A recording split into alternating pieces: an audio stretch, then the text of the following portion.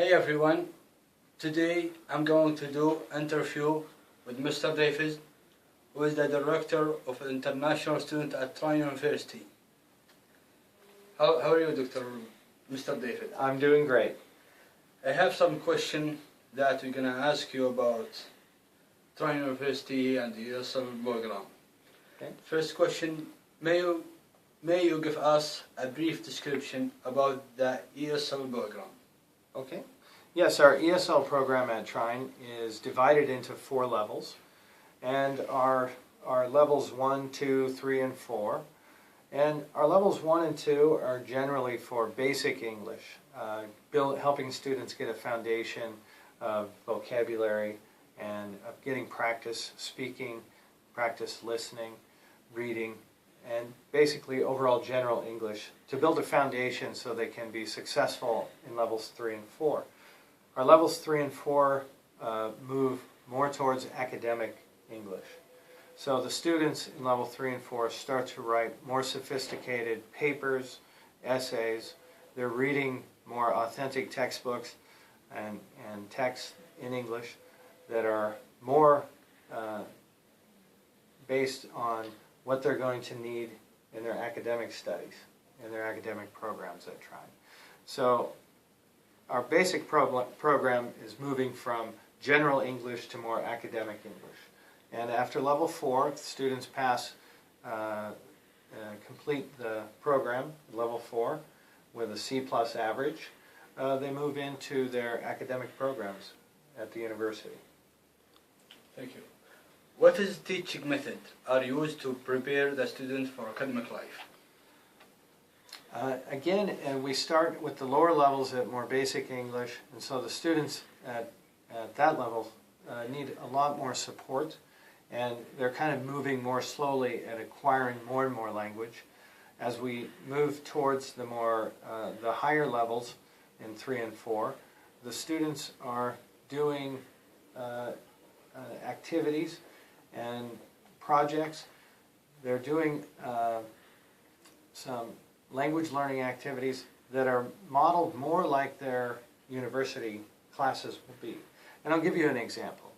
In my study skills class that I teach for level 4, the students contact a professor in their major. They write them an email asking if they can come and have a discussion or attend one of their classes. The students attend a class in their major, and they take notes, and they also have to observe the behavior of the students in the class.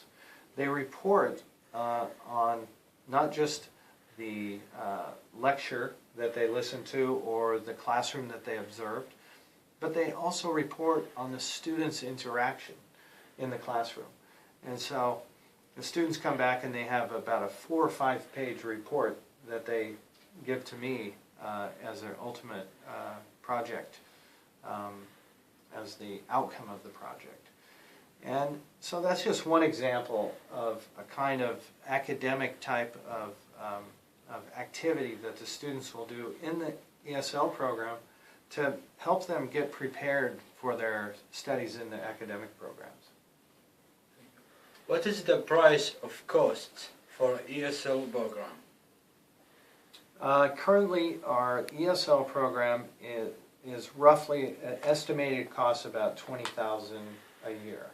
The academic programs at Trine University are about $30,000 a year.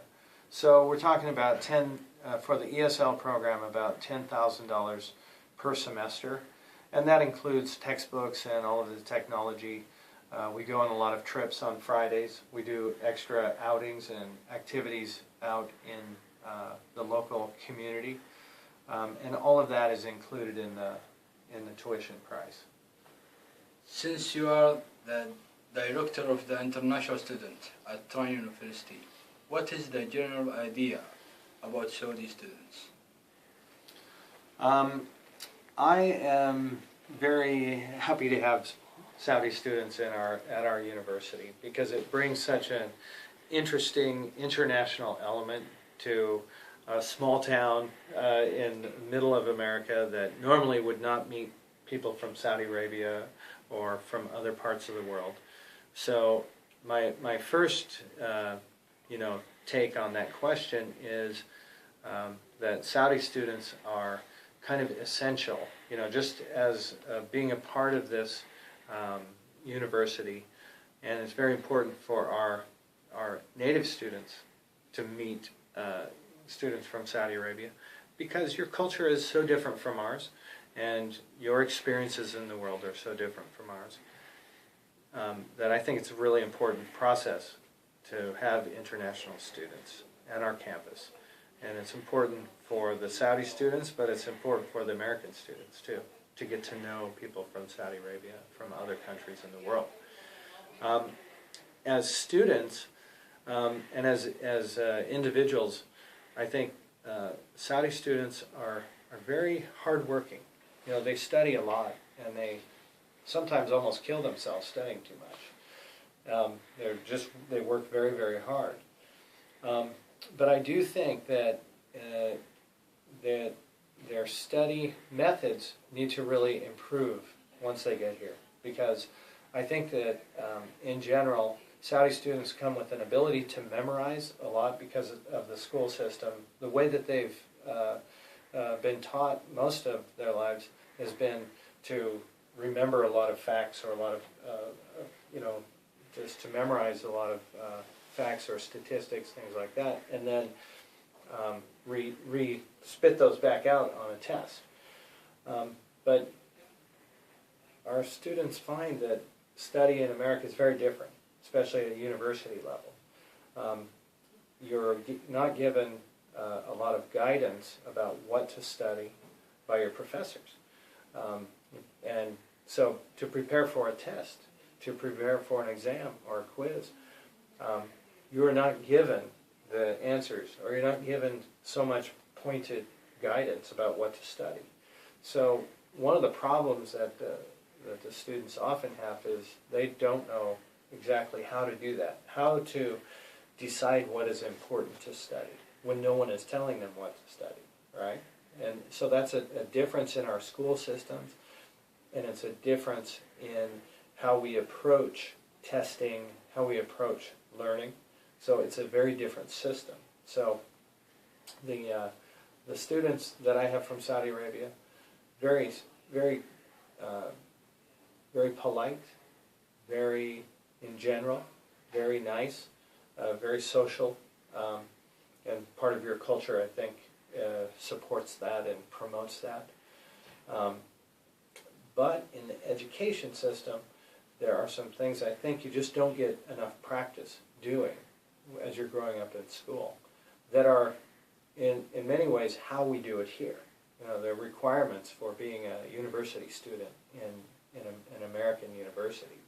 And so it's a difficult transition for many of them. And I would say that would be the primary thing that a Saudi student should think about and should understand coming here, is that the education system is very different. And any way that they can find out about how different it is and prepare for that will help them, to succeed in the university. Are the ESL faculties facing a problem by dealing with Saudi students?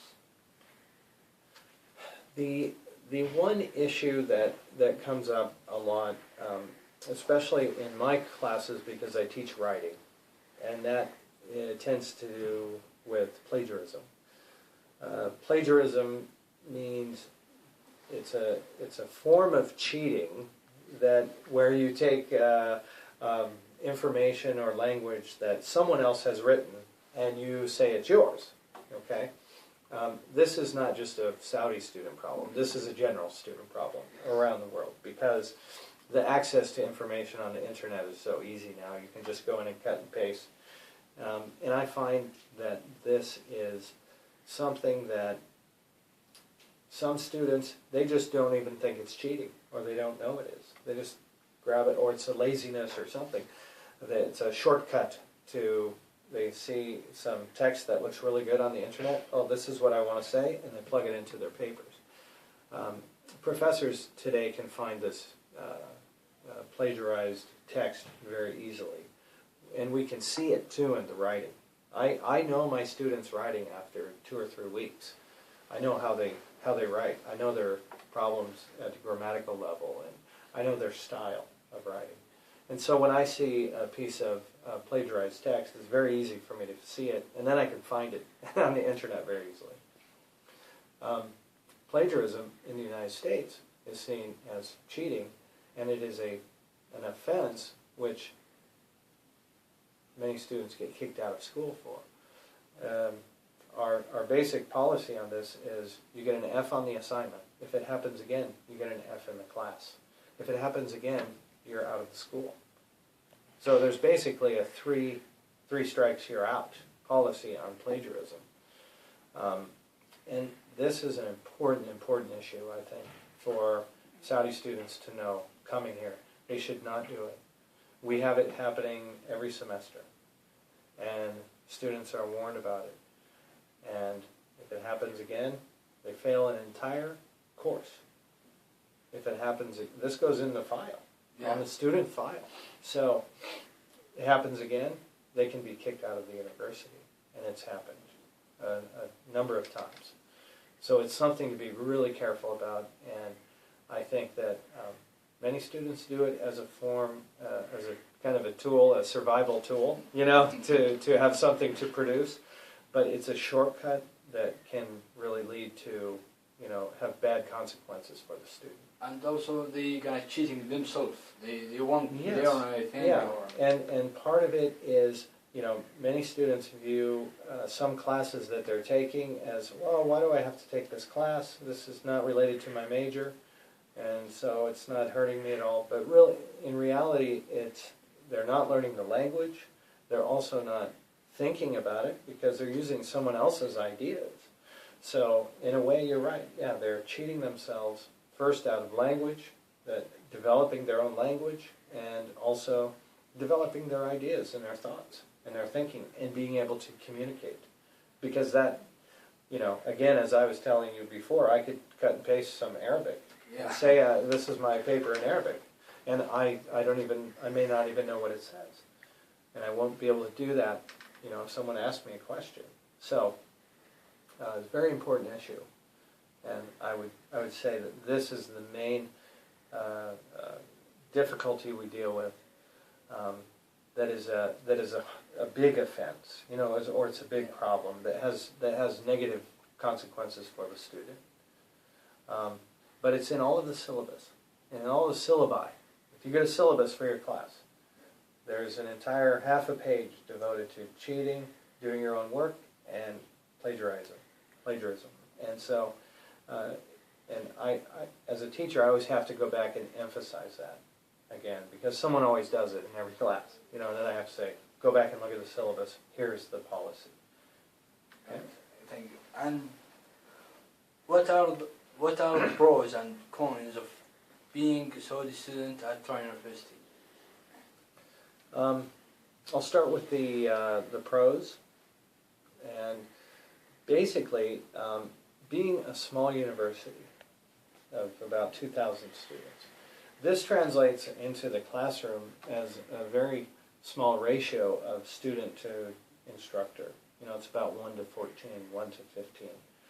There aren't many universities you could go to and in your major have 10 students in your class with a professor.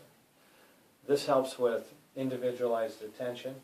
It helps with, especially if you're dealing with language issues, or you know, you're just struggling in a class, you can approach our professors. Our professors are very approachable. We push an open door policy for our professors at this university. You should be able to go in and talk to them, tell them about your issues, your problems. This, I think, is a pro. It's a small community. You get to know people. I've seen you guys a few times at, you know, parties or something, you know, at functions. And so we know each other, and hopefully we'll get to know each other more before you leave pretty soon. But, so I think that kind of atmosphere is important for a student, especially an international student, because you're not just a number, you know, you're someone on campus that people see, people know, and your professors get to know you. The community itself is very safe. I like living in this community because I walk to my office from my house. My children can ride their bikes out on the streets, and I really don't worry about it too much. You know, it's a very safe community. Not much crime. You can walk just about any time, day or night. Walk anywhere in town, and you're really not going to have any problems. So that is, to me, is a big pro. If you're moving to a foreign country to some place and you have no idea if it's a dangerous or safe environment, this is a very safe environment for studying, focusing on your studies, and not so many distractions. And that could lead me to the cons, which is there's not much entertainment in town. It's a small town. So, you know, there's some shops and there's some shopping and there's some kind of activities to do like bowling or roller skating, but really fairly limited. It's a small town. And no public transportation. So if you get here and you're on campus, you know, how do you go shopping if you're on foot?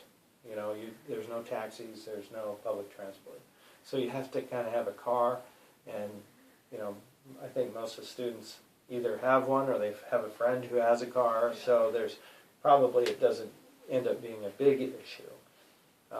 But that would be probably a negative about being here. And just, you know, there's a lack of diversity in this area. You don't have to go too far away. You can go to Detroit or Chicago and you can find Arabic areas and Arabic food, and I take my family there a lot, so we can get some kapsa and some other, you know, we look for some diversity because it's kind of not, you know, it's hard to find that here. You know, you have to travel a little ways to get to a more cosmopolitan place. But so that would be maybe the cons of being here, and of course the weather.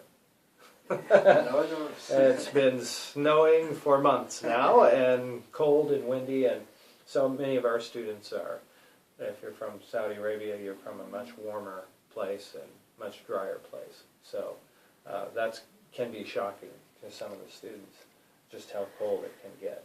So be prepared for that. Yeah, actually we will already. Actually, what is your advice for Saudi students? I would say for Saudi students coming to Trine University, and I would say any university, you know, just as a university student, take advantage of every opportunity that you can to meet other students, to engage in activities with organizations within the university. This, as I was saying before, most people feel like their university life was some of the most fun times of their lives, most enjoyable. Time when they're growing, becoming adults, learning, how to be a student, learning how to be an adult, interacting with people from different cultures and different places. When you go back home and you go to your job, you might look back and think of this as one of the best experiences of your lives.